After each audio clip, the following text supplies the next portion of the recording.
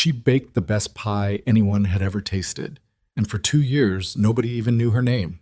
In a town that had silently decided a widow had no business owning land, one question asked out loud in front of everyone changed everything. But the real danger wasn't the neighbors who ignored her. It was the men in back rooms who had already signed papers to take everything she had built, and they were running out of patience. This is the story of Eliza Rowan, a woman erased by a town, a ranch hanging by a thread, and 5 days that would decide it all. If this kind of story moves you, stay with me until the end. And if you want more stories like this one, stories about ordinary people who refuse to break, hit that subscribe button right now and become part of our family.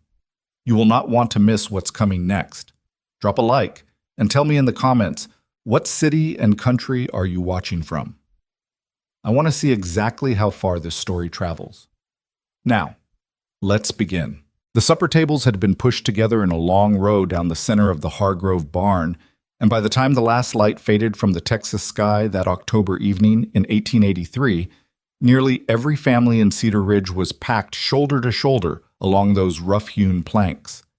The air smelled of wood smoke and roasted corn and something sweeter underneath it all, something that had been drawing people toward the dessert end of the table since the first dish was uncovered. Nobody could quite explain it. There were cobblers and spice cakes and 2 or 3 dried fruit puddings that various women in the county were known to be proud of. But the thing that kept stopping people mid-conversation, the thing that made men set down their coffee and stare at the ceiling as if trying to locate a memory they couldn't quite reach, was the apple pie. 3 of them, sitting on a plain wooden board at the far end of the table. No decorative crimping on the crust, no dusted sugar, no ribbon or card bearing a name. Just 3 pies, their tops a deep amber brown, the latticework uneven in the way that suggested they'd been woven fast by hands that had other things to worry about. Gideon Mercer had his first bite standing up because there was no room left on the benches when he finally got to the dessert end. He was a big man, not in the way that made people nervous, but in the way that filled a doorframe and made you feel like things would probably be all right as long as he was nearby. He owned the largest ranch in the county, had been fair with his workers in ways that other ranch owners still privately argued about, and was the sort of man whose opinion tended to land in a room like a stone in still water, rippling outward whether he intended it or not. He took one bite of that pie and stopped chewing for a moment. It wasn't just sweet. There was something almost sharp underneath the sweetness, a thin edge of something that kept it from being cloying, balanced it out so that the aftertaste made you want another bite before you'd even finished the first. The crust had the kind of texture that only came from fat worked into flour, with cold hands and patience. Not rushed, not overworked. He looked up, chewing slowly now, and glanced around at the people nearest him. "Whose pie is this?" he asked. It wasn't a loud question. Gideon Mercer rarely needed volume to be heard. The 2 men to his left stopped talking, and a woman across the table looked up from her plate. "Pardon?" she said. "This pie." He held up what was left of his slice. "Who made it?" A few people shrugged. Someone said they didn't know. An older man named Pruitt, who had been farming north of town for 30 years and considered himself an authority on most things, said it was probably one of the Hargrove daughters. But Martha Hargrove herself, who was passing behind the bench with an empty pitcher, paused and shook her head. "Wasn't us," she said. "We did the cobbler." "Then who?" Gideon asked. The question moved down the table the way questions sometimes do, passed from person to person with a growing sense that the answer mattered more than it had any right to. Children were nudged, women leaned together and whispered. Finally, at the far end of the table, near the door that led back out to the cooling night air, a woman looked up from where she had been sitting alone. She had dark hair pinned back without much ceremony, wearing a dress that was clean but had been let out along one seam and hadn't been replaced in a while. She was around 30, maybe a little older, with the kind of face that would have been called pretty if anyone had been paying attention to it long enough to notice. She wasn't eating. She had a cup of something in her hands and had been sitting with it for a while, in the particular way that people sit when they're not sure they should have come in the first place, but couldn't think of a good enough reason to stay home. "That would be Eliza," said a young girl, maybe 12 years old, sitting near the door. She said it plainly, without any particular meaning, the way children state facts that adults have complicated.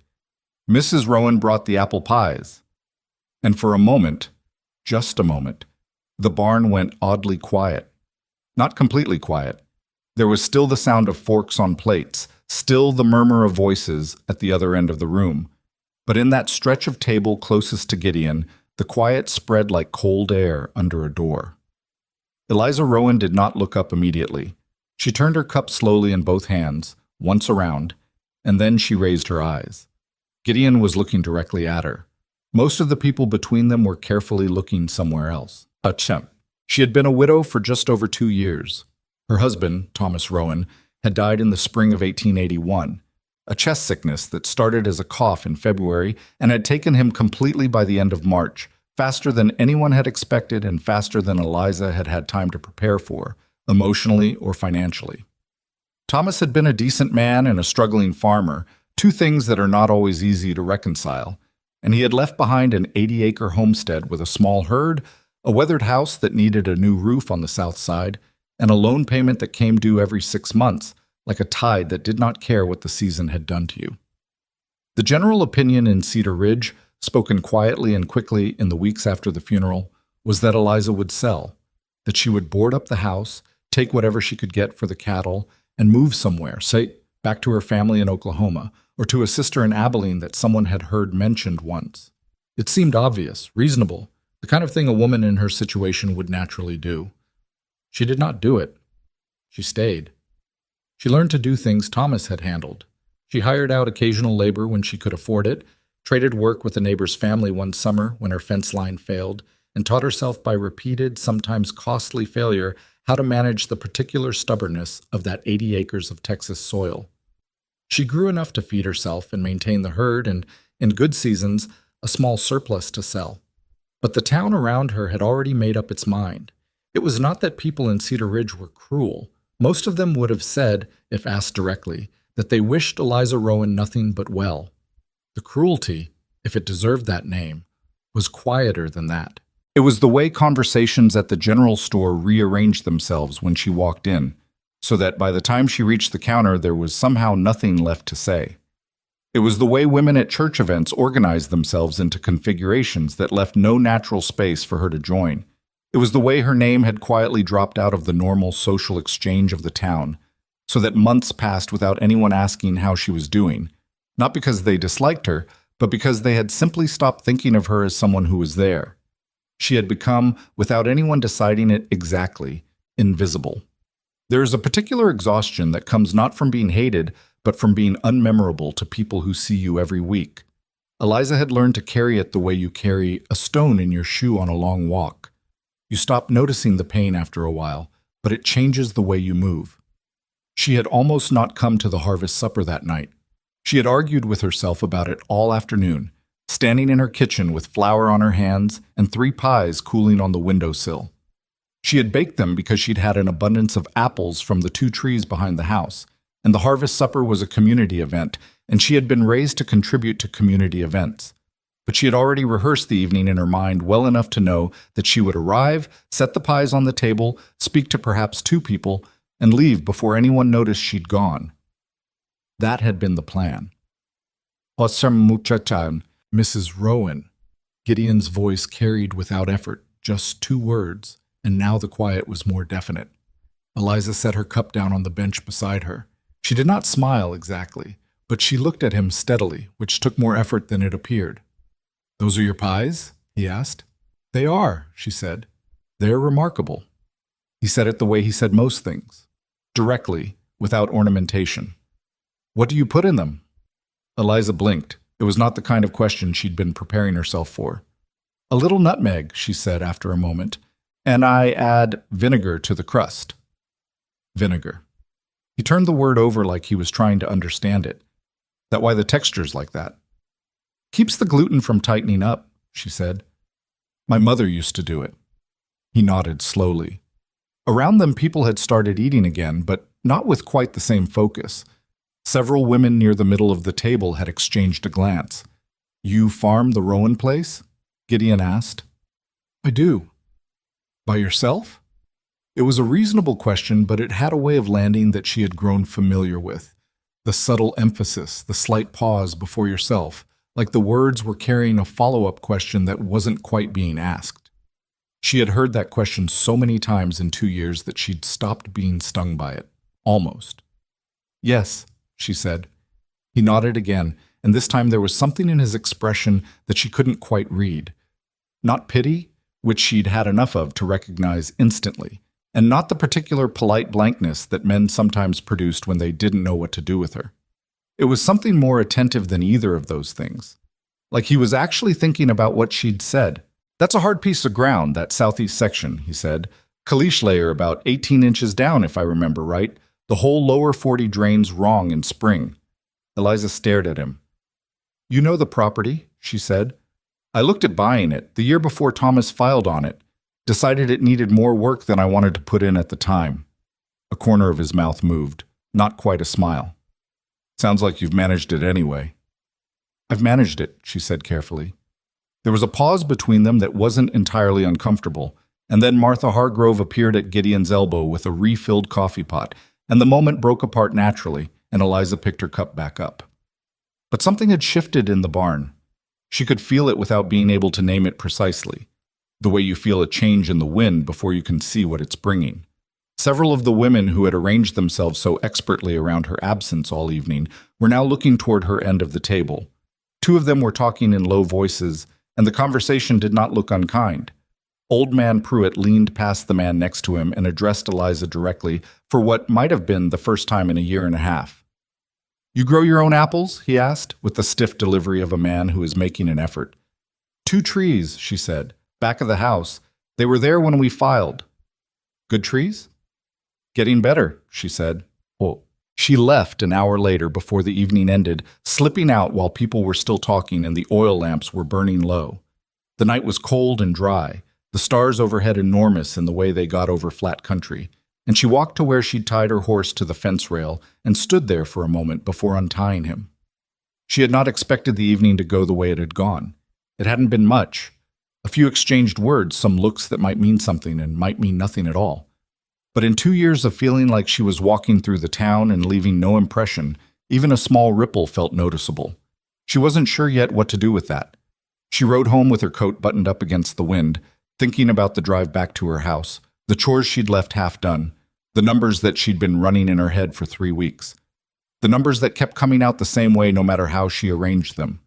The loan payment was due in 43 days. She knew what she owed to the last cent. She knew what she had, also to the last cent. And she knew, with the flat, calm certainty of someone who had been doing arithmetic in a cold kitchen for months, that the numbers did not match. She had been telling herself there was time. There was always, technically, time until there wasn't. Tonight, for one evening, she had been seen. A man she'd never spoken to before had asked her name and meant it. A neighbor had asked about her apple trees. It was a small thing. But out here, small things were sometimes all you had. And sometimes they were enough to keep you honest about what you were fighting for. She turned her horse through the gate and into her yard, and the house sat quiet and dark the way it always did when she came home. No lamp burning in the window, no sound from inside. She unsaddled the horse, fed him, latched the barn. Then she went inside, lit a single lamp, and sat down at the table with a pencil and a piece of paper she'd already filled with numbers. And she started again. There had to be a way. There had always been a way. She just hadn't found this particular one yet. She was still sitting there when the lamp burned low. The next morning, Eliza was up before the sky had finished deciding what color it wanted to be. She worked the way she always worked, methodically, without much wasted motion, because wasted motion cost time, and time was the one thing she couldn't buy more of. She fed the animals, checked the fence line along the east pasture where one of the posts had been leaning for 2 weeks, and came back inside to heat water for coffee that she drank standing at the window, looking out at the frost on the ground. The numbers were still there. She hadn't solved them in the night. She hadn't expected to. 42 days. She said it to herself the way you say something out loud to confirm it's real.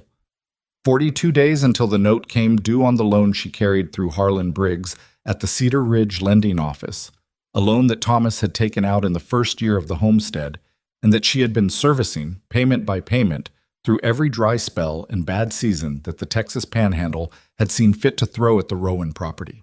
She had never missed a payment, not once in 2 years. But this final amount, the last and largest installment, the one that cleared the debt entirely and gave her clean title to the land, this one was beyond what she had. She'd known it was coming. She'd been saving toward it since January. But the summer had been harder than expected. One of the heifers had died in July, and the cost of replacing a section of roof before the fall rains had eaten into what she'd put aside. And now she was short by an amount that was not astronomical but might as well have been, given what she had available to her. She rinsed her cup, set it on the shelf, and went back outside to work. She did not let herself think past the work that was in front of her. That was one of the habits she'd built in 2 years of being alone. You kept your mind on what your hands were doing, because the alternative was to stand in the middle of your own field and feel the full weight of everything bearing down, and that didn't help the fences. She was restringing wire along the east line that afternoon when she heard a horse on the road. She didn't look up right away. People use that road regularly enough. But the horse slowed and then stopped, and after a moment she heard boots on the ground, and she straightened up and turned. Gideon Mercer was standing at the fence line, holding his horse's reins. He'd taken off his hat. He had the kind of face she noticed in the afternoon light that was more weathered than it looked from across a barn. Lines around the eyes from years of squinting into the sun, a jaw that carried a day's worth of unshaved gray. "Mrs. Rowan," he said. "Mr. Mercer." She tucked the fencing pliers into her coat pocket. "You passing through?" "Not exactly." He looked along the fence line, then back at her. "I was hoping to talk a few minutes, if you're not opposed." She studied him. There was no obvious reason to be suspicious of the request, and she had learned to trust the part of herself that was usually a reasonably accurate judge of what people wanted from her. What she read in his face was something careful and direct, the look of a man who had thought about what he was going to say. "All right," she said. He looped the reins over the fence post and came around to her side. They stood in the cut grass beside the wire, and the wind moved across the flat land around them with a sound like something being slowly unrolled. "I asked around after last night," Gideon said, "about your situation." Eliza felt something tighten in her chest, but she kept her face level. "Did you?" "I want to be straight with you about that. I asked because I was curious, not to pry, and I understand if you'd rather I mind my own business. But I heard something that concerned me, and I thought you should know." She waited. "Do you know a man named Doyle Fitch?" he asked. The name landed with a small, unpleasant weight. She knew it. Doyle Fitch ran a land acquisition operation out of Amarillo. Everyone in the county knew the name, in the way that you knew the names of weather patterns you hoped would stay west of you. "I know of him," she said. "He's been in Cedar Ridge," Gideon said. 3 times in the past 2 months, according to Amos Pruitt's son, who works the livery. He's been meeting with Harlan Briggs." Eliza said nothing for a moment. She turned and looked at the fence post she'd been working on, then looked back at him. "Briggs holds my loan," she said. "I know." "You think they have an arrangement?" Gideon took a breath. "I think it's worth being careful about. Men like Fitch don't travel this far this many times for social visits, and Briggs has been acquiring notes on a few other properties in the area recently, properties that happened to go into default shortly after he started paying particular attention to them." Eliza had been very still. She could feel the wind pushing at her coat, could hear one of her horses moving in the far pasture, and underneath all of it was the slow, cold weight of something she had suspected without wanting to think about directly. "He's expecting me to miss the payment," she said. "It wasn't a question. I think someone may have made it their business to make sure you would," Gideon said. "I don't have proof yet. That's honest. But I wanted you to know what I'd heard before I started looking into it further." She looked at him. "Why?" The question came out more plainly than she'd intended, but she let it stand. It was a fair question, and she wanted a fair answer. Gideon didn't look away. "Because someone should have been paying attention 2 years ago," he said, "and nobody was." It was a strange thing to say, and he seemed to know it was strange because he looked slightly uncomfortable after he said it, like a man who has put something down on a table that turned out to be heavier than expected. But he didn't take it back. Eliza looked out at the line of her property. The fence, the dried grass, the sky going pale at the edges where the afternoon was starting to age. 80 acres of ground that she had fought 2 years to hold, and someone in a back room in Cedar Ridge had apparently already decided what was going to happen to it. "What is it you're thinking of doing?" she asked. "Looking into it," he said. Quietly. "I have some connections in Amarillo and I know the county recorder. If there's something irregular in how Briggs is handling these notes, if he's been manipulating terms or coordinating with Fitch outside of what's legal, that's something that can be brought to light. And if it can't be proved, then we figure out something else." He said it without drama, like it was a simple logistical problem, and not the question of whether she would lose everything she had spent 2 years keeping. Eliza pulled the fencing pliers back out of her pocket and turned them over in her hand, not using them, just holding something. It was a habit she had when she was thinking hard. She needed something in her hands. "I don't want anyone paying my debt," she said. "I want to say that plainly. I'm not looking for someone to step in and make it disappear." "I understand that," Gideon said, "because I've had 3 men offer to buy this property in the last 2 years at prices that were low enough to be insulting, dressed up like they were doing me a favor. I know what charity looks like when it has a business interest behind it." "That's not what I'm offering," he said, and his voice was level. "I'm not trying to buy your land or rescue you from it. What I'm saying is that if someone is working against you illegally, you have a right to know about it, and they don't have a right to keep doing it. That's different." She looked at him for a long moment. "All right," she said finally. "Tell me what you find." Gideon nodded, picked up his hat, and put it back on. "One more thing," he said. "Is there anything you can do on your end toward the payment amount?" "I've been thinking on it," she said. "Good." He untied his horse. "Think harder."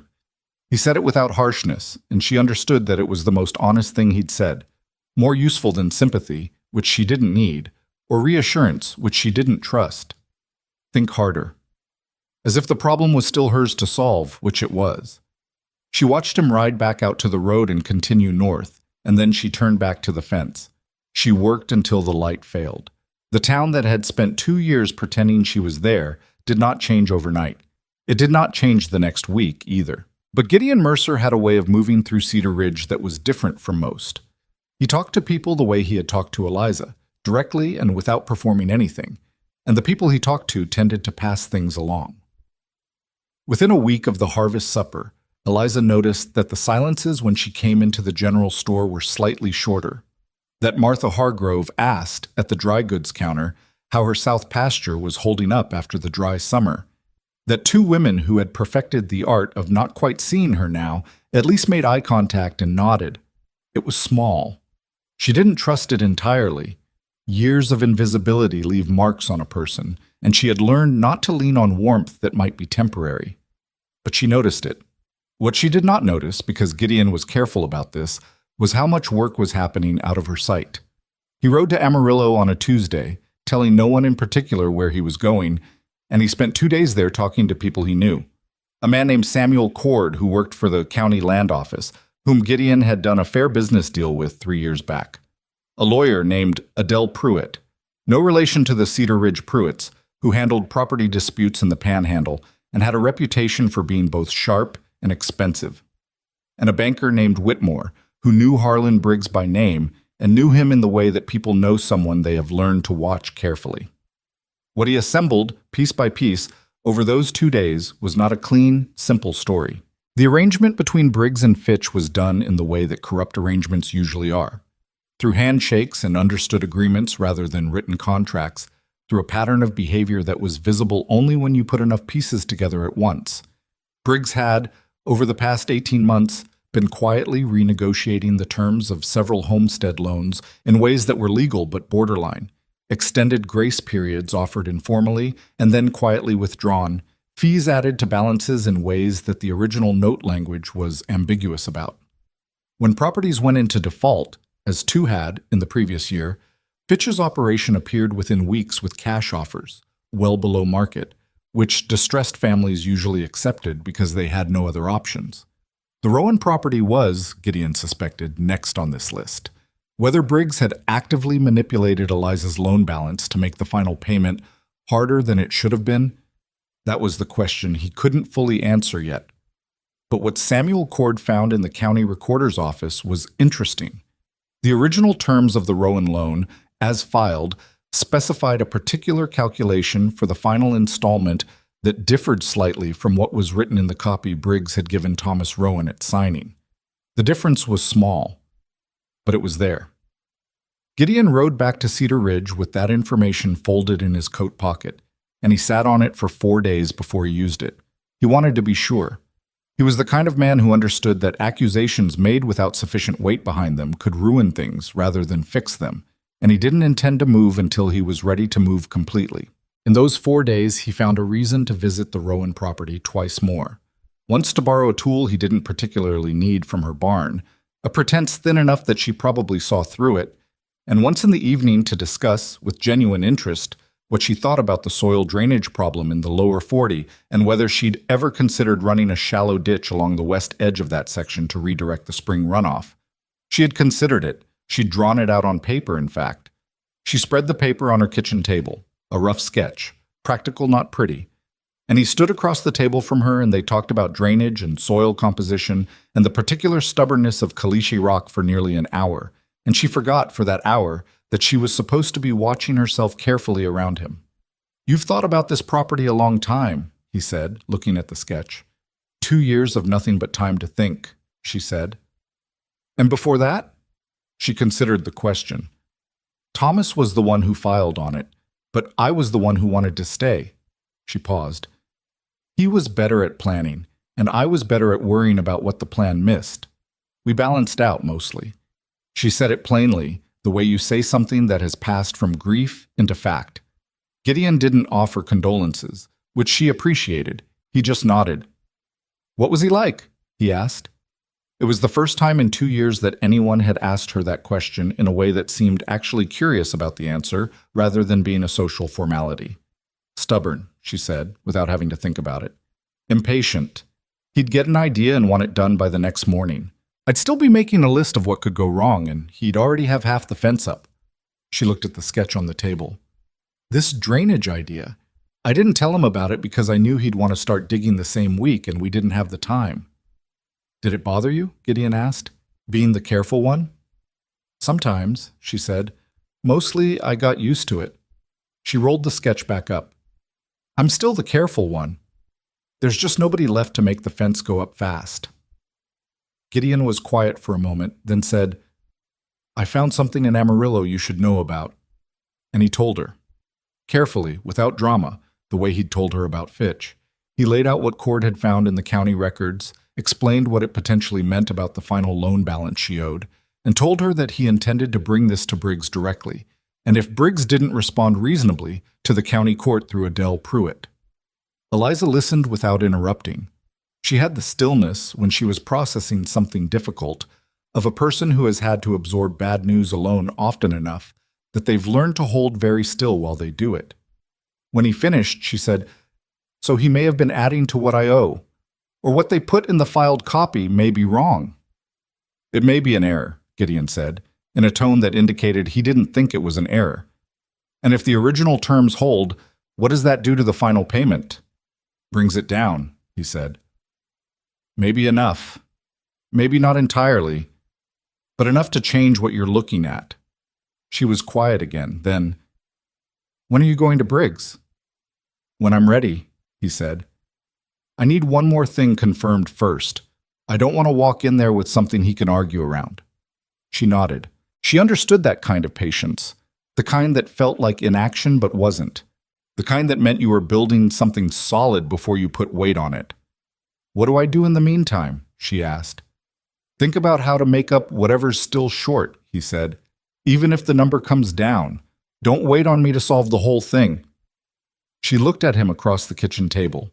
This man she had not known 3 weeks ago, who had come into her life through a question about pie, and had since proceeded to quietly begin dismantling a conspiracy that she hadn't even known in full detail was operating against her. She was not naive about what he was doing. She knew it was more than casual interest. But what surprised her, what she kept turning over in the back of her mind during the long working hours, was the way he went about it. He had not once, in any of their conversations, suggested that she sell the land or move on or let someone else handle it. Every conversation pointed back to her and what she could do. He removed obstacles.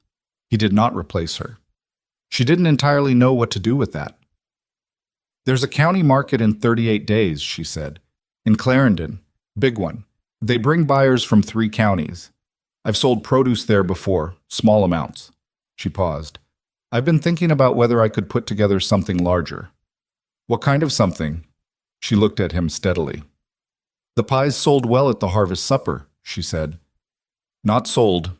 Given." But the response was clear enough. He was quiet. "I'd need to find a way to get orders in advance," she said. "Enough to know what I'm baking before I spend money on supplies. And I'd need more apples than my 2 trees can give me. I'd have to source them, price that out, see what margin's left. That's a lot of work," he said. "Yes," she said. "It is." He didn't tell her it was a good idea. He didn't say he thought it would work. But he looked at her across the table in a way that was neither dismissive nor reassuring, and she thought that was probably the most honest response available. 3 days later, Gideon Mercer walked into Harlan Briggs's office in Cedar Ridge and closed the door behind him, and what passed between those 2 men in the next 40 minutes was never fully described by either of them to anyone else. What came out of it was this. Briggs produced the original signed copy of the Rowan loan, the one that matched the county record, rather than the copy he'd given Thomas, and agreed that the correct terms would apply to the final calculation. He did not admit to anything else, and Gideon did not push for an admission he couldn't yet prove. What he had was enough to make Briggs understand clearly that someone was watching, that the county recorder had already seen the discrepancy, and that a woman in Adele Pruitt's office in Amarillo had the whole pattern of Briggs's loan activity in a folder on her desk. Fitch's name was not mentioned once. It didn't need to be. Eliza received a letter from Briggs's office 4 days later stating a corrected final balance and an apology for a clerical discrepancy in the loan documentation. The corrected amount was lower than what she'd been told to expect. She read the letter twice, standing in her kitchen in the morning light. Then she folded it carefully and put it in the tin box on the shelf where she kept the important papers. The number was still more than she had, but it was a number she could work with. She got out her pencil and her paper and she started working the arithmetic for the county market, and for the first time in a long time, the numbers that came back weren't impossible. They were just very, very hard. She put the pencil down, looked out the window at the frost on her fields, and thought, all right then, hard she could do, hard she could do. She had told herself that on a cold morning, looking out at frost-covered fields, and she had meant it in the abstract way that people mean things before the full weight of them arrives. In the days that followed, the full weight arrived. The county market in Clarendon was 38 days away when she started planning, and by the time she'd worked through the arithmetic of what it would actually take, she understood that she had given herself a problem with very little room for error and almost none for disaster. She needed to sell 50 apple pies, not 20, not 30, 50, at a price that covered her material costs and still left her with enough, combined with what she'd managed to save, to meet the corrected loan amount that Briggs's letter had confirmed. 50 pies was not an impossible number in the abstract. In the abstract, it was just a number. In practice, it meant she needed apples, far more than her 2 trees could provide, flour, lard, sugar, spices, firewood to run her oven for days on end, and some reliable way to transport 50 finished pies 60 miles to Clarendon without losing half of them to broken crusts and a rough road. She spent 3 evenings at her kitchen table doing the arithmetic from different angles, hoping that one angle would produce a more comfortable result. None of them did. The margin was thin. If her apple source fell through, or if the road cost more than she'd estimated, or if she lost more than 4 or 5 pies to spoilage or damage, she would come up short. She went to the market anyway, not to Clarendon, not yet, but to the Cedar Ridge market on a Saturday morning, where she found a man named Peters who ran a small orchard 20 miles north of town and sold apples by the bushel from a wagon bed. She stood at his wagon for 20 minutes asking questions about his stock, about the texture and moisture content of the varieties he had, about which ones held their structure when cooked at high heat, about price. Peters was a lean man with a sun-darkened face and the mildly impatient look of someone who sold apples and did not expect to be cross-examined about them. But she knew what she needed, and she asked her questions directly. and eventually he warmed to the specificity of it.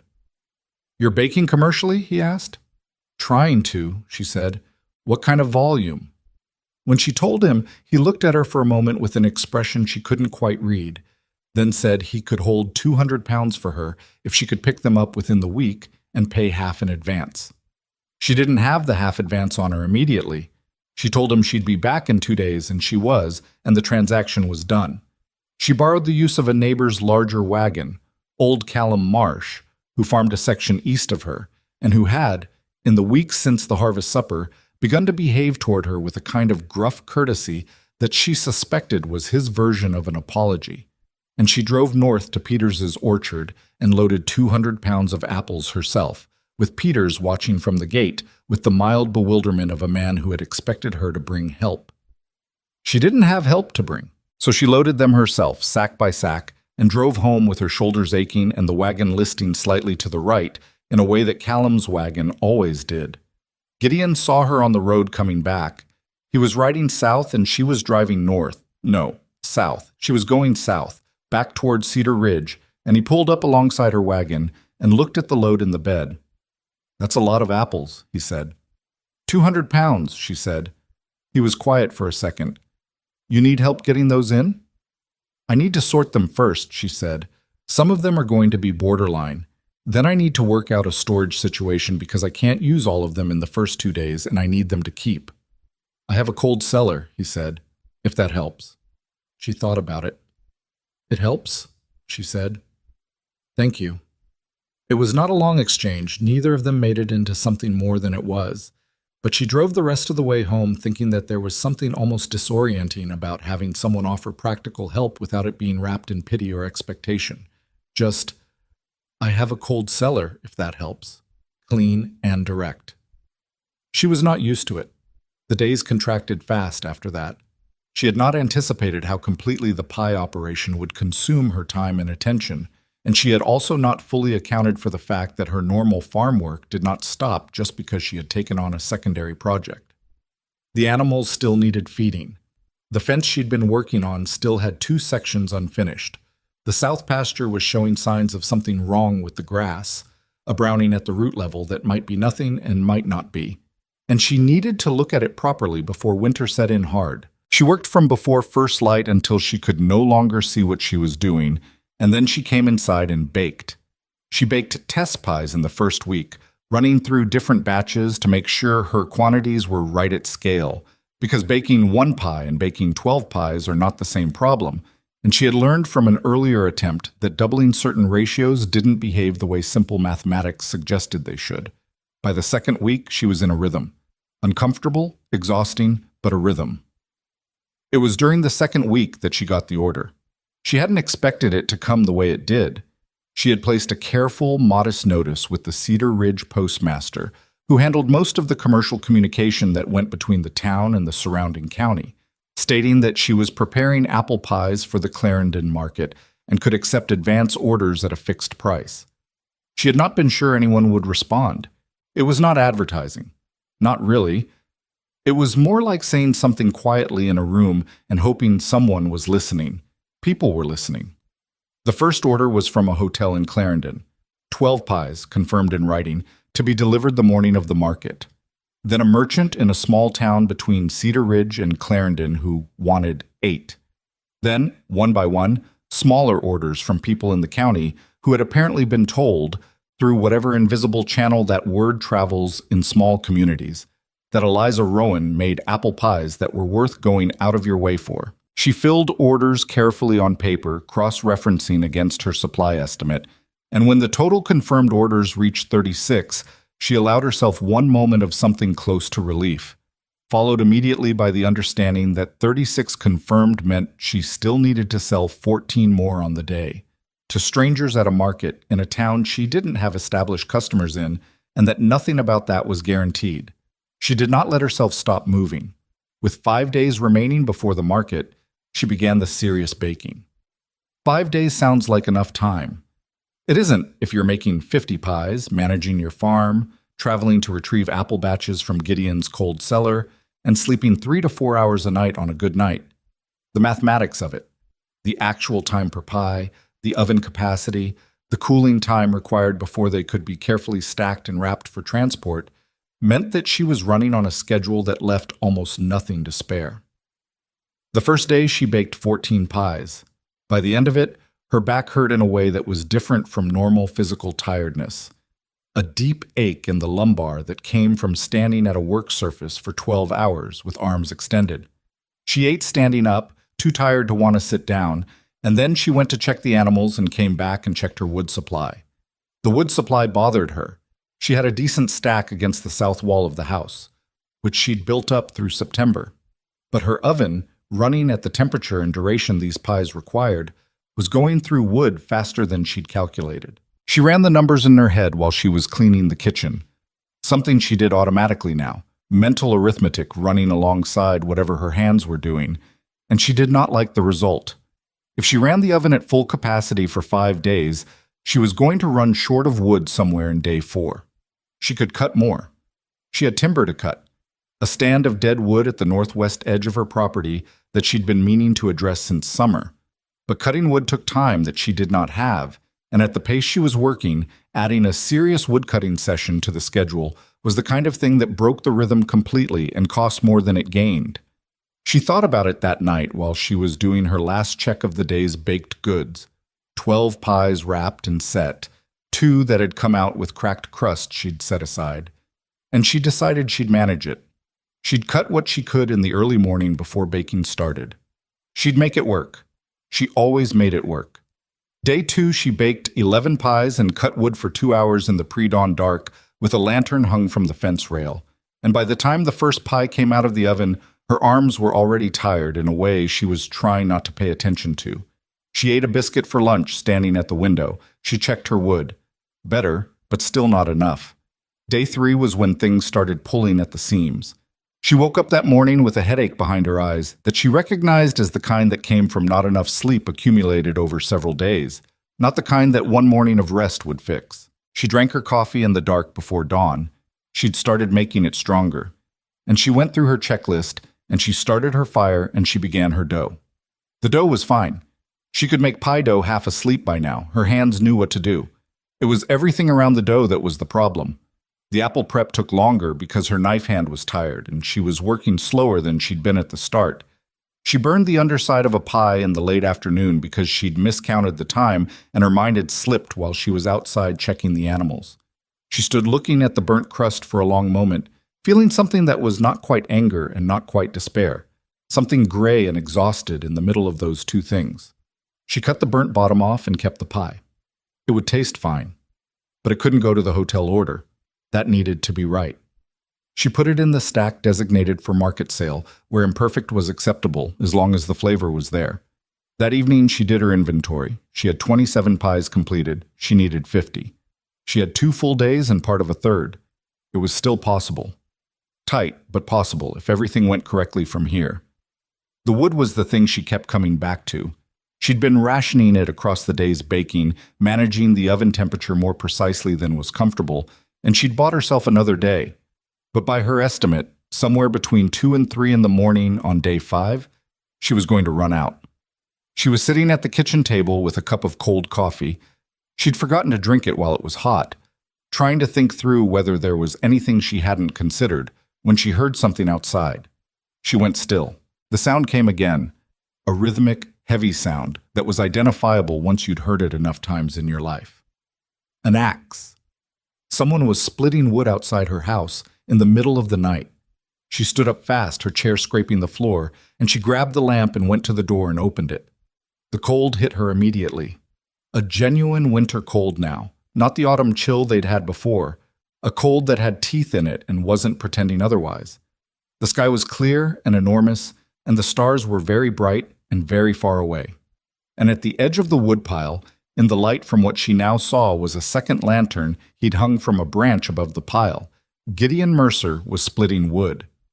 He was in his work coat, no hat, his sleeves pushed back in a way that made no sense in this temperature, except that he was clearly running warm from the exertion. He had a good axe, and he was using it correctly, not wasting movement, the kind of efficient chopping that comes from having done it since you were a teenager. A stack of split logs was already growing to his left. He looked up when the light from her lamp reached him. "Your wood stack was getting short," he said. He said it the way you say a simple, observed fact, as if it required no further explanation. Eliza stood in the doorway for a moment. She was wearing her work clothes. She'd stopped changing into anything else in the evenings, and her hair was loose, and she had flour on her left forearm that she hadn't noticed until just now. "How long have you been out here?" she asked. "A while," he said, and went back to splitting. She looked at the stack he'd already built, looked at the lantern, looked at him. The cold was coming through her open door, and the fire in her kitchen needed tending, and she had 6 pies still in the oven that needed checking. "I'll get you coffee," she said. "I'm all right." "I know you're all right," she said. "I'm making it anyway." She went back inside and checked the pies, but fine, another 10 minutes. And she put the coffee on, and she stood at the kitchen window and watched the lantern light move against the dark outside, the regular sound of the axe coming through the wall, muffled but steady.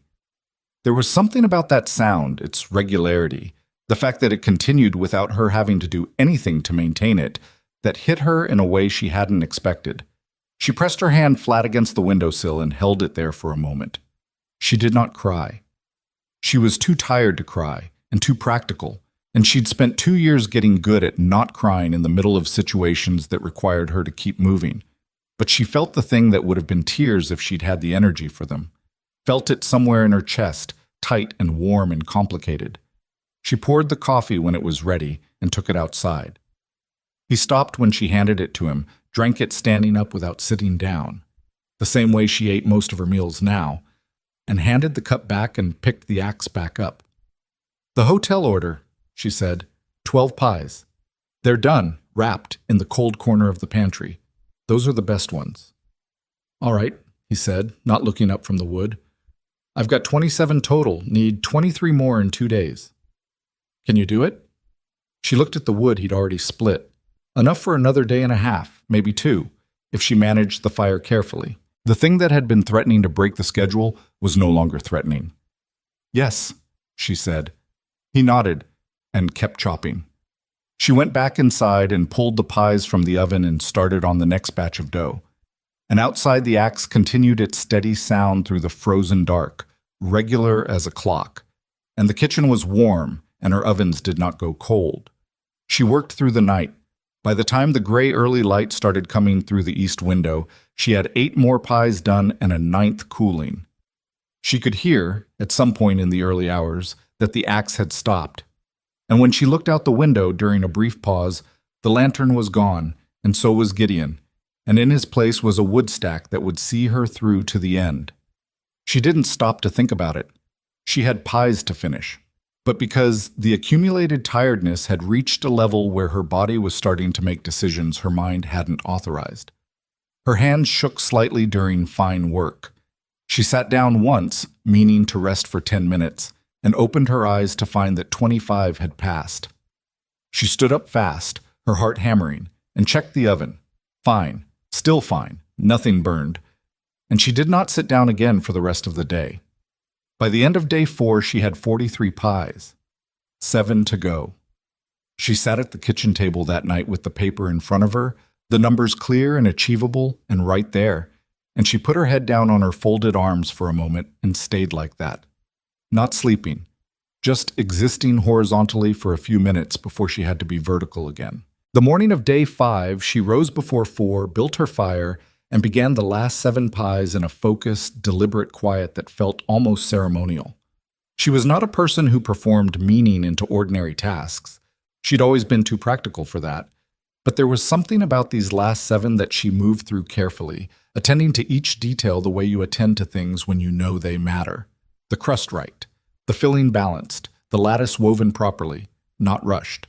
She had been fighting for 2 years for a piece of ground that a town had decided she couldn't hold, and a man in a back room had been working to prove them right, and she had spent 5 days making 50 apple pies in a kitchen that had nearly run out of wood in the middle of the night, and now here were the last 7. She put them in the oven, and she sat down and she waited, and for the first time in 5 days she did nothing else but wait, and the kitchen smelled of apples and cinnamon and the particular warmth of a wood-burning oven that has been running hard and long. And outside the window, the Texas sky was going from black to the dark blue that comes just before dawn. The pies came out right, all 7 of them. She wrapped them with hands that were steadier than she'd expected, and she loaded the wagon while the stars were still fading. And by the time the light was fully up, she was on the road to Clarendon with 50 apple pies and a number in her head that she was going to make real before the day was done. The road to Clarendon was 60 miles of flat, pale country that in November looked like something the world had forgotten to finish. The grass along the edges had gone the color of old straw, and the sky above it was a hard, clear blue that gave no warmth despite the sun being fully up by the time Eliza had put the first 10 miles behind her. She sat straight on the wagon bench with her coat buttoned and her hands in her lap between adjustments of the reins, and she did not let herself think about what would happen if the market went wrong. She had learned in 2 years of managing a farm alone that there was a particular kind of thinking that was useful and a particular kind that wasn't, and they could look very similar from the outside. Useful thinking was, what do I need to do when I get there? Not useful thinking was, what if none of it works? She had spent enough of the past 5 days in that second category, and she was done with it now. The pies were made. The road was under her. The rest would be what it was. She reached Clarendon just before 10 in the morning. The county market was held on a wide dirt lot adjacent to the main road through town, and by the time Eliza arrived, it was already well underway. Wagons pulled up in loose rows, tables set with goods, the noise of several hundred people in negotiation with each other rising and falling over the cold air. She found her assigned space, a 10-foot stretch near the east end of the market row, and she unloaded her pies herself, setting them out on the board she'd brought, arranged in the way she'd planned the arrangement during the drive. Hotel order separated and already spoken for, market pies displayed flat with the lattice work up, where people could see the care in them. She had a card written in her best hand that said, Apple Pie, Rowan Homestead, Cedar Ridge, and a price. Then she stood behind her table in the cold and waited. The first 20 minutes were the hardest. The market moved around her, people passing, glancing, moving on, and she stood with her hands folded in front of her and kept her face neutral and didn't call out to anyone, which was not the custom she'd been raised with, but which she could not bring herself to do. She was not a woman who was comfortable with performance. A man stopped at her table. He was round-faced, wearing a merchant's coat, and he looked at the pies with the slightly suspicious attention of someone who has been disappointed by market food before. "How much?" he asked. She told him. He made a face that was not quite a grimace. "That's steep for a pie." "Try a piece," she said. She had brought 1 pie for sampling, sliced already, under a cloth. He tried a piece. He chewed it slowly, the way Gideon had chewed that first bite in the Hargrove barn, and his expression did the same thing Gideon's had done. Went still, then rearranged. "I'll take 2, he said. After that, it moved faster than she'd expected. She didn't know how markets worked in large towns. Not really. She'd sold produce at smaller events, vegetables and preserves, the ordinary surplus of a working homestead. She had not sold something that people sought out specifically, that they came back to her table for a second time and brought someone else with them. By 11 o'clock, she had sold 22 of the 38 market pies and delivered the 12 to the hotel, and there was a small, consistent cluster of people at her table that had not entirely dispersed since the merchant bought his too. A woman in a green coat asked if she took orders for next month. Eliza looked at her. "What kind of quantity?" she asked. "My husband runs the dining room at the Clarendon Hotel," the woman said. "Not the one you've already sold to. The other one on the north end. He's been looking for a reliable pie supplier for 6 months. The last one was unreliable." Eliza kept her expression level. "How many per delivery?" 12 to start. Maybe more after the first month, depending." "At what interval?" "Monthly, to begin. Possibly bi-weekly, if demand holds." Eliza thought about her oven, her apple supply, her existing farm work, and the reality of adding a recurring commercial commitment on top of it. She thought about it for about 4 seconds. "I can do monthly to start," she said. "I'd need the order confirmed in writing and payment on delivery." The woman in the green coat nodded like this was completely reasonable. "I'll have my husband send a letter to Cedar Ridge this week." By noon, Eliza had sold every pie on her table, all 38 market pies, plus the 12 delivered to the hotel. 50 pies. The last one went to an older farmer who'd been circling the table for an hour before making up his mind, and when she handed it to him, wrapped in cloth, and he counted out his coins, she kept her hand flat on the table and did not let what she was feeling show on her face until he'd turned and walked away. Then she stood alone at her empty table in the cold Clarendon air and let herself breathe. The number in her head, the number she'd been carrying for weeks like a stone in her chest, was now matched by the money in the lockbox she'd kept under the wagon bench all morning. She hadn't counted it yet. She didn't need to. She'd been keeping a running tally in her head with every sale, and she knew within a few cents what was in that box. And she knew it was enough. She loaded her empty boards back into the wagon, tucked the lockbox under the bench, and sat for a moment before picking up the reins. She was so tired she could feel it in her teeth. She drove home. The following Monday morning, Eliza Rowan walked into Harlan Briggs's lending office in Cedar Ridge and set an envelope on his desk. Briggs was a narrow man with careful eyes and the slightly overcomposed manner of someone who was always, at some level, calculating. He looked at the envelope, then up at her. "Final payment on the Rowan note," she said. "Count it if you want." He opened it. He counted it. It took longer than it needed to, and she stood on the other side of the desk and watched him do it without moving. When he was done, he set the bills in a neat stack and said, "This settles the balance." "I know it does," she said. "I'd like the deed paperwork today, if you have it ready." He did not have it ready. He said it would take a few days to process. "I'll be back Thursday," she said. "Have it ready Thursday." She walked out of the office and into the cold morning air of Cedar Ridge's main street, and she stood on the boardwalk for a moment with her hands in her coat pockets, looking at the street that had been ignoring her for 2 years. It looked the same as it always had. The same storefronts, the same worn planking underfoot, the same gray-blue sky above the low buildings. But she felt different standing in it. Not triumphant, not relieved in the clean, uncomplicated way she'd imagined during the harder nights of the past week. What she felt was more complicated than that, a tiredness that was also, somewhere underneath it, a kind of solid satisfaction, like a foundation being confirmed sound. She had done it. She went home and slept for 14 hours. Thursday, she returned for the deed, and Briggs had it ready. She gave him credit for that much.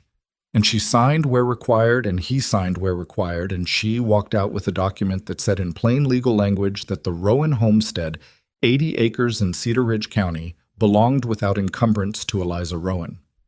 She had not told anyone the market had gone well. She had not told anyone about the payment.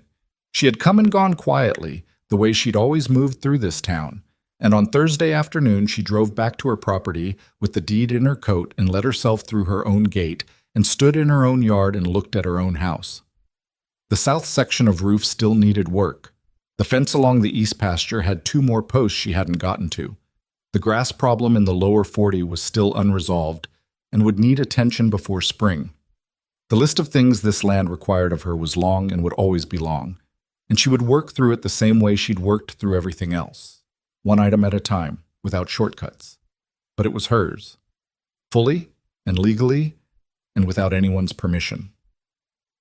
She put the deed in the tin box on the shelf, next to Briggs's earlier letter about the corrected loan balance, and she went out and fed her animals and started a fire against the coming cold and made herself a proper meal for the first time in longer than she could clearly remember. It was Gideon who told her about Fitch. He came by on a Friday evening, 3 days after she'd received the deed, and he stood in her doorway the way he'd learned to stand in her doorway. Not coming in until she indicated he could, not assuming. She indicated, and he came in and sat at the kitchen table, and she poured coffee because that was what she did when he came by, and he told her what had happened in Amarillo. Adele Pruitt had presented the compiled documentation on Briggs's loan practices to the county authority in Amarillo, the pattern of adjustments, the discrepancy in the Rowan loan filing, and 2 other cases where the original note terms appeared to have been altered before presentation to the borrowers. Fitch's name was in correspondence connected to one of those cases. Not prominently, not in a way that constituted direct criminal evidence in the way that courts required, but present. The result was not dramatic. Courts in 1883 were not built for speed, and corruption of this particular kind, quiet, papery, conducted through technically legal adjacent maneuvers, was difficult to prosecute cleanly. What happened instead was this. The county authority opened an inquiry. Briggs, informed of the inquiry and of the documents that had been presented, agreed to a review of all outstanding notes under his management and submitted to a third-party audit of his office's practices. Fitch, whose land acquisition operation depended heavily on a reputation for operating within legal frameworks, withdrew any interest in Cedar Ridge properties entirely and relocated his activity to a different county. It was not justice in the large, visible way. Nobody went to prison.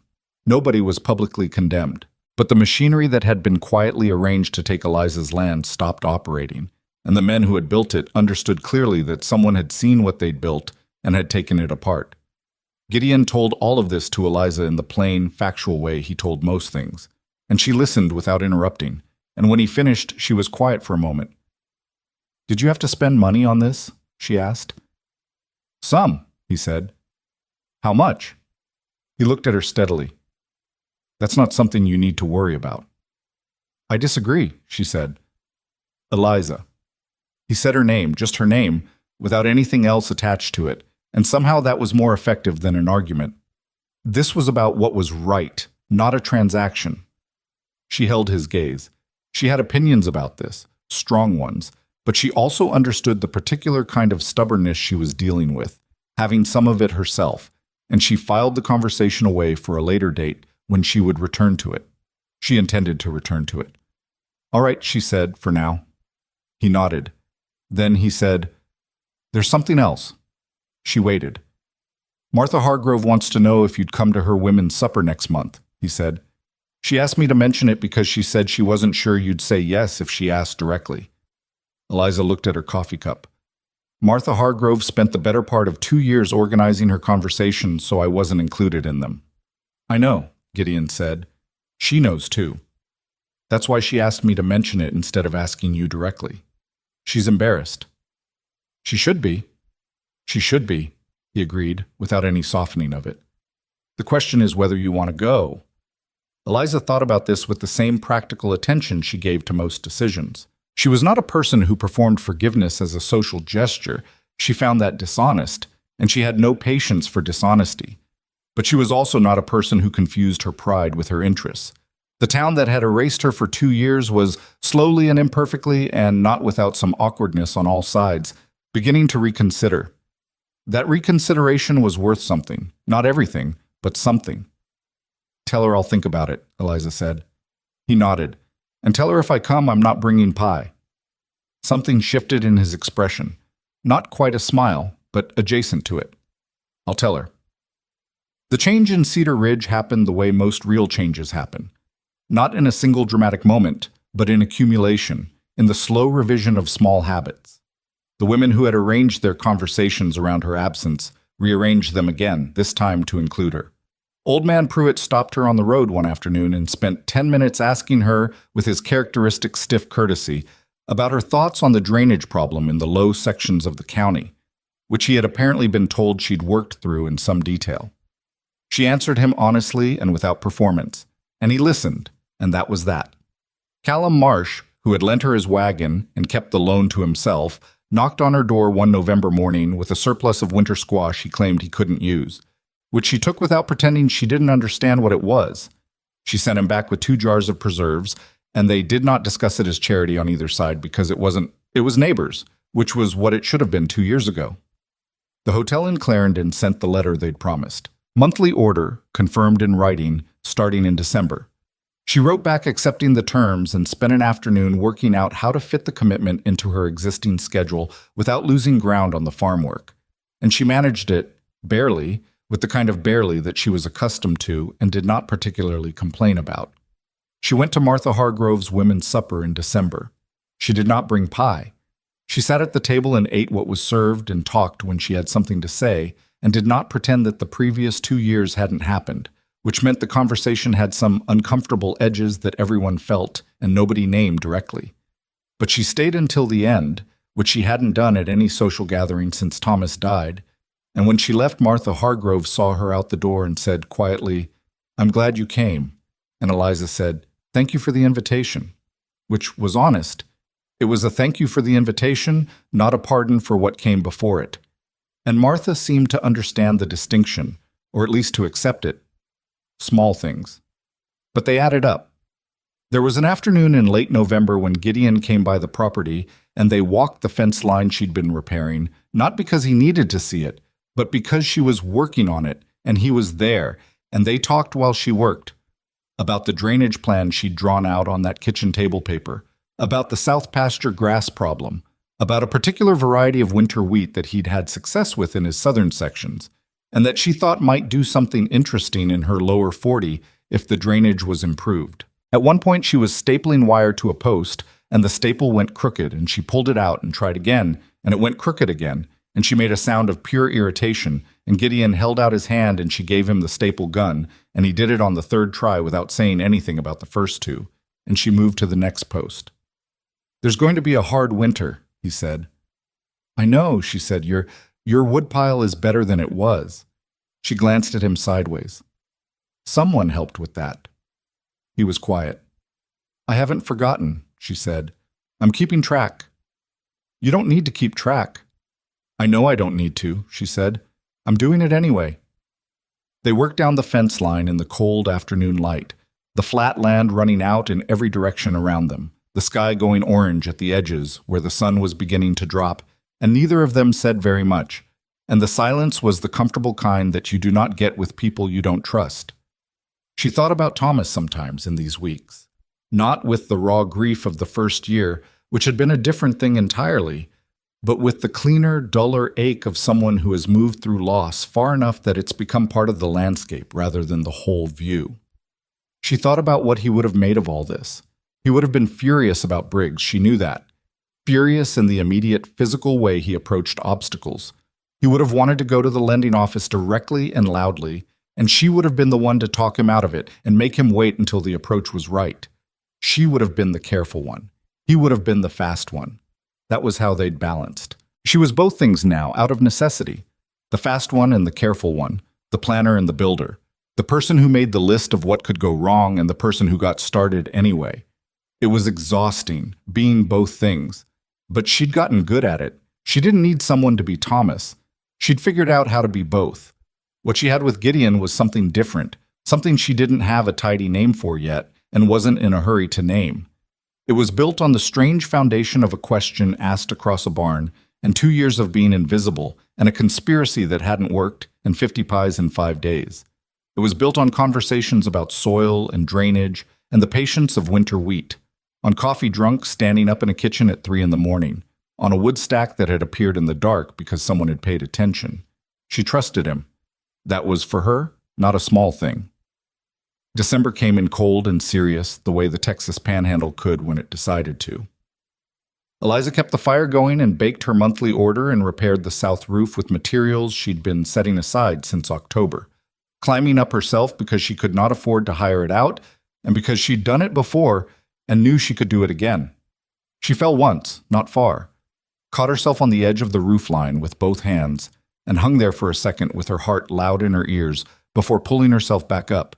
And she sat on the roof for a moment afterward and breathed, and then she kept working. She did not tell anyone about the fall. The roof held.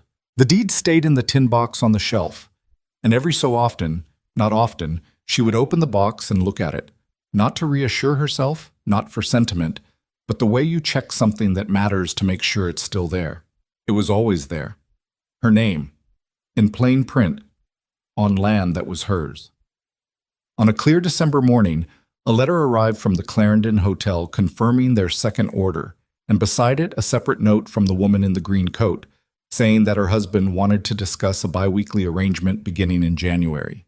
Eliza read it twice, folded it, and added it to the tin box. Then she went outside to work, because there was always work, and because the land did not wait, and because it was hers, and she intended to keep it. January came in hard and stayed hard.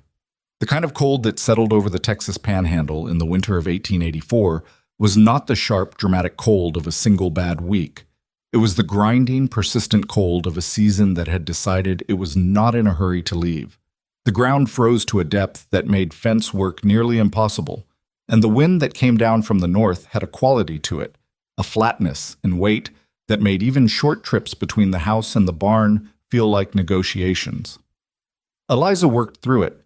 That was not a remarkable statement about her character. It was simply what the land required, and she had long since stopped dividing her life into the parts that were hard and the parts that weren't, because the division was rarely as clean as people who didn't farm seemed to imagine. Hard was the baseline. You moved through it or you didn't.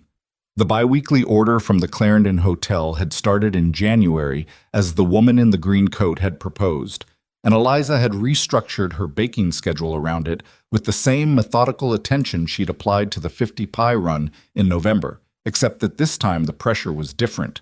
Not the single catastrophic weight of a deadline that would either break her or not, but the steadier, more sustainable pressure of a recurring commitment that had to be met reliably, week after week, without heroics. She found she was better suited to that kind of pressure than she'd expected. The heroics had been necessary.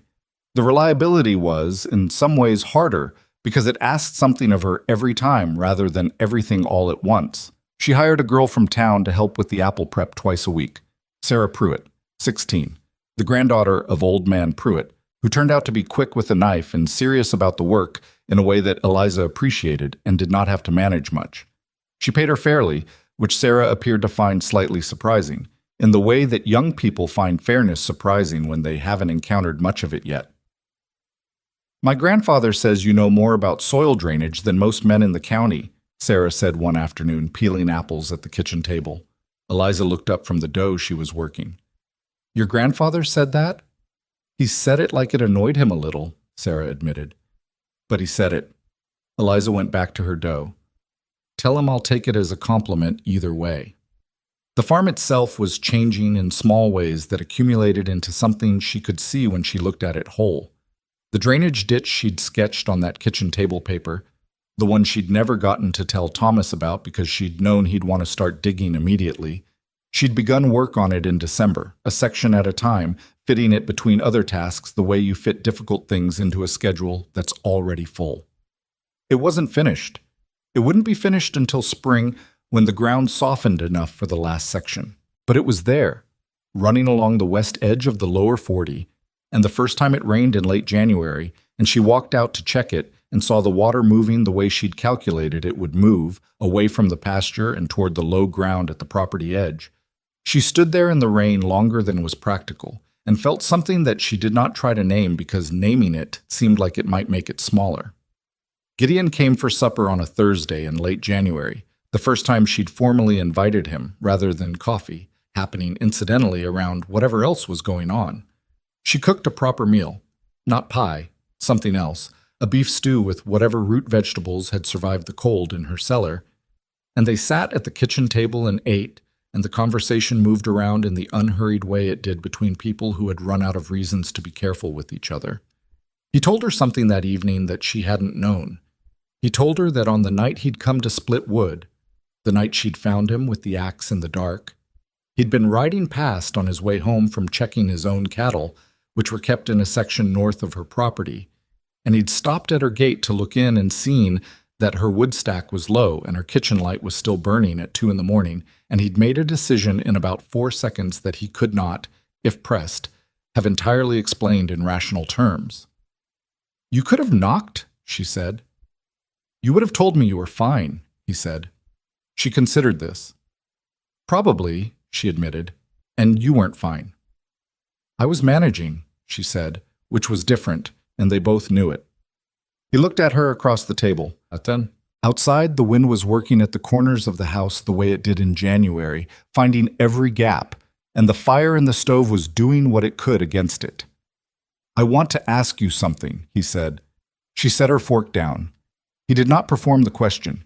He was not a man who performed things, which was one of the reasons she trusted him, and he asked it the same way he'd said everything else to her since the beginning, directly, without decoration, with the particular quality of seriousness that made her believe he'd thought carefully about the words before he used them.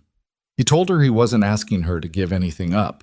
He said that plainly and first, before anything else, because he understood that was the thing she needed to hear first. He wasn't asking for the land or her independence or the plans she had for the drainage ditch and the lower 40 and the winter wheat and the kitchen that had become, in 2 years, entirely and specifically hers. He was asking if she wanted a partner, not someone to take the wheel from her, someone to be in the wagon. Eliza was quiet for a long moment. She had not let herself think about this possibility in direct terms, though she'd been aware of it gathering at the edges of her thinking for weeks. She had instead done what she usually did with things that were large and uncertain, kept them at the edge of her vision and worked the ground in front of her and trusted that the large uncertain thing would come into focus when it was time. "My land stays mine," she said. "Your land stays yours," he said. No hesitation. "The baking operation is mine. The decisions about the property are mine." "Yes." "I don't want a situation where I have to argue for my own judgment on my own 40 acres. You won't," he said. "I'll argue with you when I think you're wrong, which I expect you'll do right back, and then we'll see who's right. But it'll be your call on your land. That's not something I'd take from you." She looked at him. He looked back. There was no performance in either direction, no romantic softness, no careful management of how this was going. It was two people at a kitchen table in winter talking about something real. "I need to think about it," she said. "All right," he said. "Not because I don't know what I think," she said, "because I want to be sure I'm thinking it for the right reasons, and not because I'm tired and it's January and the idea of not doing everything alone sounds better than it should." He nodded. "That's fair." "I'll tell you by spring," she said. "That's fine," he said, and then, "The stew is good." "I know," she said. "I made it."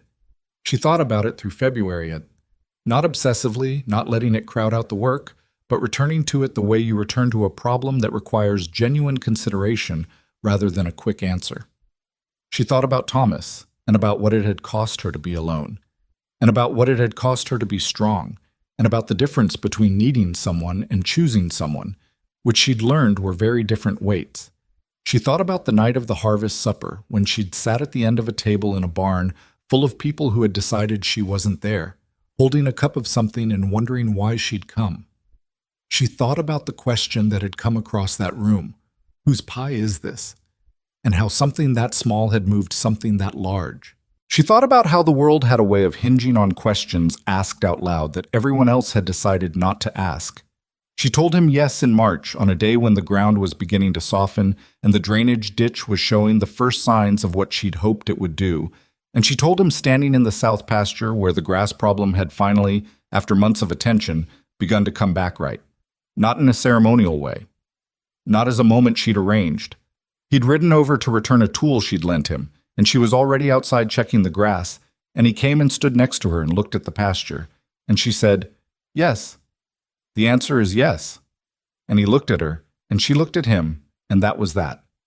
They were married in April, in the Cedar Ridge Church, in a ceremony that was not large but was real, attended by the people who had earned the right to be there, which included Martha Hargrove, who cried at inappropriate moments, and Old Man Pruitt, who did not cry and looked slightly uncomfortable for the duration but came anyway, and Callum Marsh, who sat in the back and left before the food was served, and that was fine, that was Callum. And Sarah Pruitt, who had been promoted by this point to 3 days a week and had opinions about pie that Eliza was slowly coming to respect. The wedding feast was held in the church hall afterward, long tables and mismatched chairs and food brought by everyone who came, the way these things were done. Eliza had baked. She had tried not to.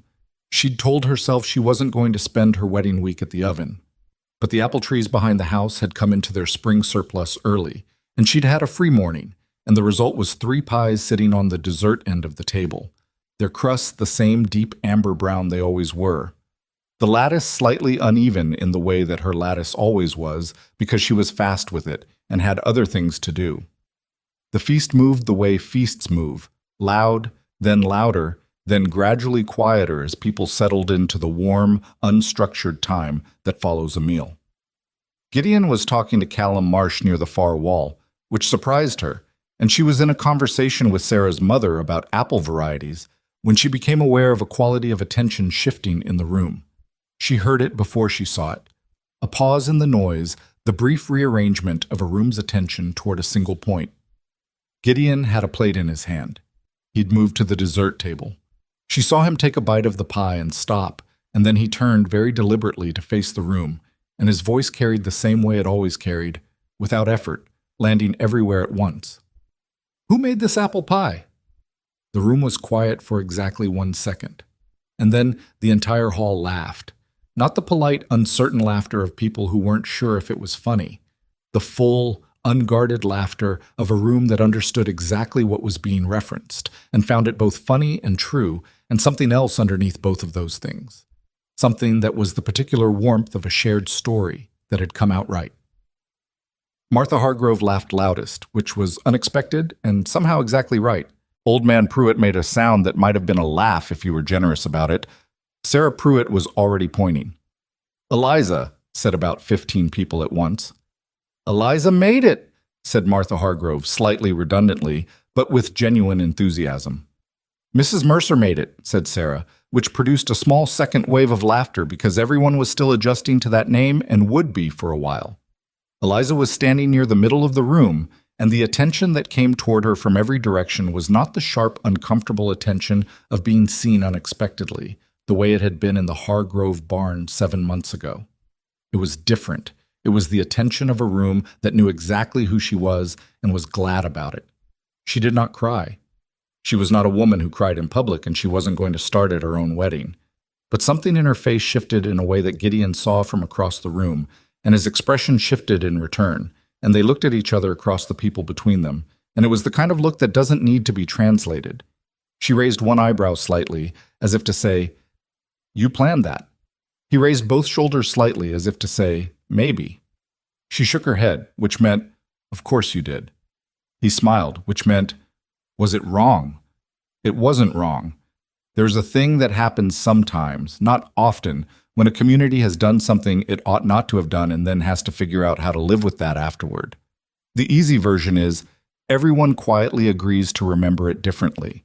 The harder version is, people actually look at what they did, feel the weight of it, and behave differently going forward. Cedar Ridge, that spring, was attempting the harder version, imperfectly, as the harder version always is, with the awkwardness and occasional backsliding of genuine revision rather than comfortable forgetting.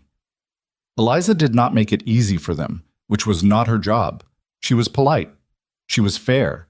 She was willing to move forward with people who showed they were moving forward, and she was not willing to pretend that 2 years of invisibility had been something other than what it was. That distinction mattered to her.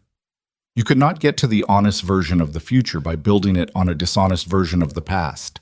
But she also understood, and this had come to her slowly, through the winter, through the work, through the conversations at kitchen tables and along fence lines, that people's failures are rarely as intentional as they feel from the inside of receiving them. The town had not decided to erase her. They had done something worse and more ordinary. They had let their own discomfort with her situation make her invisible, one small social decision at a time, until absence became habit and habit became the way things were. It was not villainous, it was human, which was in some ways harder to be angry at and in some ways easier to move past. She had not become a saint about it. She still felt the residue of those 2 years in the way she moved through certain rooms, the way she sometimes braced herself for silences that no longer came. That kind of thing doesn't simply vanish because the circumstances change. It lives in the body longer than it lives in the mind. But it was getting lighter. The land was what stayed constant. The 80 acres that Thomas had filed on, and she had kept and fought for and drained and repaired and studied and planted, were going into their 3rd spring under her care, and they were responding to it, not dramatically, not in the way of stories that need a transformation scene, but in the slow, particular way that land responds to being attended to consistently over time. The lower 40 held water better now. The south pasture grass was coming back fully. The apple trees behind the house had been pruned correctly for the first time in years and were putting out more new growth than she'd seen since she'd arrived. She walked the property most evenings, the same circuit, checking the same things in the same order: the fence line, the drainage, the pasture, the outbuildings, the animals. Gideon sometimes walked with her and sometimes didn't, and both arrangements were fine. He had his own property to manage, his own evening circuits, and the shape of their life together was practical and unromantic in the way that working lives are. which was exactly what she'd needed it to be. One evening in late April, she was at the far end of the lower 40, at the point where the drainage ditch turned west toward the property edge, and she stopped and looked back at the house. The light was going golden the way it did in spring, that particular late afternoon gold that made everything look like it was being seen clearly for the first time. And the house sat solid and plain in that light, the new roof boards on the south end still a slightly different color from the old ones, the chimney putting out a thin line of smoke from the evening fire. She had kept it. She thought about the woman who had sat at the end of a table in a barn 7 months ago, holding a cup of cold coffee and wondering why she'd bothered to come. She thought about all the mornings she'd done the arithmetic, and the arithmetic hadn't worked and she'd started it again. She thought about 3 pies on a wooden board with no name on them because she had not expected anyone to ask. The thing about being invisible, she understood now in a way she hadn't quite been able to articulate before, was that you could begin to believe it. Not all at once, not consciously, but gradually. The town's version of you could start to feel more real than your own. 2 years of silence has a weight to it. You can start to wonder if the silence is accurate, if perhaps you are, in fact, not quite worth seeing. The pie had not saved her. The question across the barn had not saved her. She had saved herself by staying, by working, by refusing to let the arithmetic have the final word even when it was clearly winning. But the question had done something else, something that was harder to name and maybe more important. It had made her visible to herself again at a moment when she'd started to lose track of what she was. She did not think she would ever fully explain that to anyone, including Gideon. Some things live in the specific texture of an experience and don't survive the translation into words, but she knew it, and knowing it was enough. The evening light was fading. She had things to do before dark. She turned and walked back toward the house, the ditch running alongside her in the way she'd planned it, the water moving through it exactly as she'd calculated, and the house growing larger as she approached, and the smoke from the chimney rising in a straight line into the still spring air. The door was unlocked. It was always unlocked. This was her land and nobody was taking it, and she had stopped being afraid of that particular dark a long time ago. She went inside. The kitchen was warm. She put water on for coffee and started the evening work. And outside the Texas Panhandle spread itself flat and enormous in every direction, indifferent and beautiful the way it always was. And the night came down over the land the way night comes down over land that doesn't belong to anyone. Except that this part did. It belonged to her. Every acre of it, root and stone and fence post and drain, every inch, hers.